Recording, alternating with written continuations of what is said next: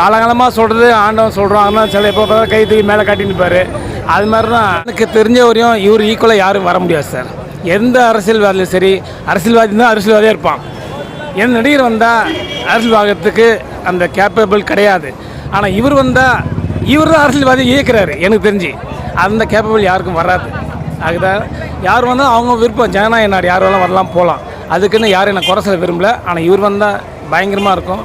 ஆனால் வர விருப்பம் இல்லை, நாங்கள் ஒன்றும் பண்ண முடியாது. நான் கொஞ்சம் வருத்தமாக தான் இருக்கோம் இந்த விஷயம். இன்னும் ஹீரோன்ற பொசிஷன் கொடுத்துருக்காரு, இன்னும் சூப்பர் ஸ்டார்ன்ற பொசிஷன் கொடுத்துருக்காரு. யாரும் தக்க வைக்க முடியாது, இவர் தக்க வச்சிருக்கிறார்.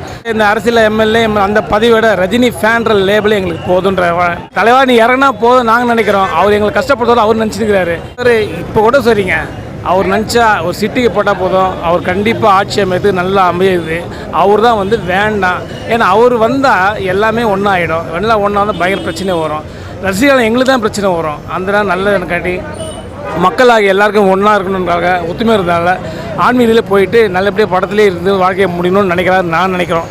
இருந்தாலும் அவர் நல்லாவே இருக்கட்டும்.